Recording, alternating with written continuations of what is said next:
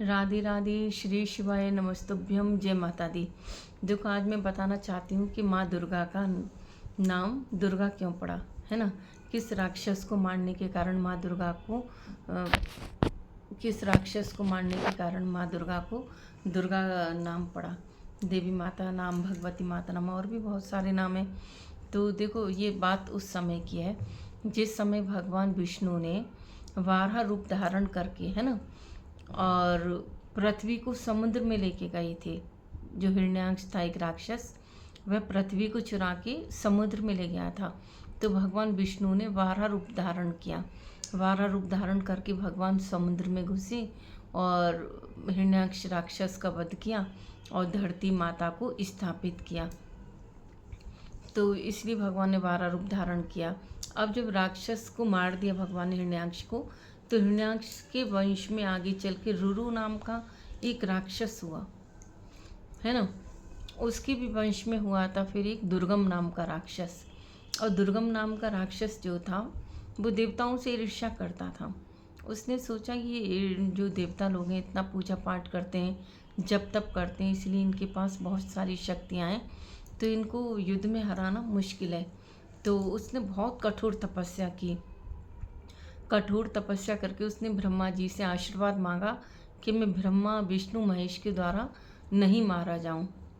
और जो वेद जो है, पहले एक वेद जैसे हुआ करता था, तो उसने कहा जो वेद है उसका ज्ञान मुझको प्राप्त हो, ना देवताओं को हो ना किसी और को हो, और वह वेद मुझे प्राप्त हो जाए।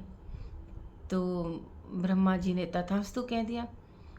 अब तो उसने, दुर्गम राक्षस ने इतना फ़ायदा उठाया कि उसने देवताओं पर अत्याचार करने शुरू कर दिए। और देवताओं को जब यज्ञ भी नहीं कर पाते थे, पूजा पाठ बंद हो गई, क्योंकि उसने वेद जो था, वेद मांग लिया।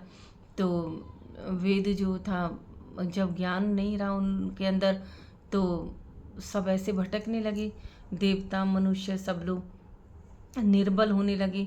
तो उसने फिर देवताओं पर आक्रमण शुरू कर दिया दुर्गम राक्षस ने, और जितने भी देवता थे सब स्वर्ग छोड़ के भाग गए। और जो मनुष्य थे वो भी परेशान होने लगे, क्योंकि धर्म पूजा सब बंद हो गई थी। जब वेद ही उसने कहा कि मुझे वेद का ज्ञान हो, किसी और को ना हो। जब अपने शास्त्रों को जब व्यक्ति भूल जाएगा, ज्ञान को भूल जाएगा, तो फिर तो पूजा पाठ वगैरह सब चीज़ बंद हो गई।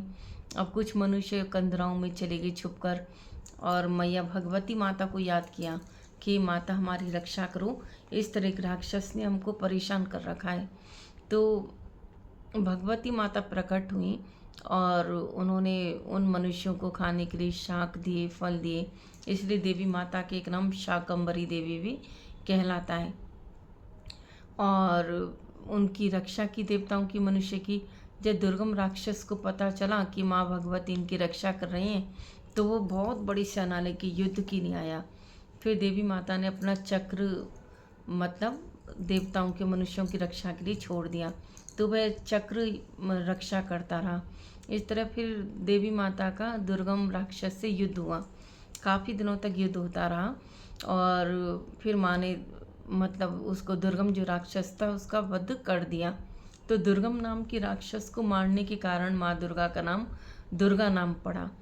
और सब देवता लोग जो हैं उनको फिर से वेद दिया, फिर से यज्ञ तप होने लगे, वेद की स्थापना की। मनुष्य लोक में भी मनुष्य खुश होने लगे।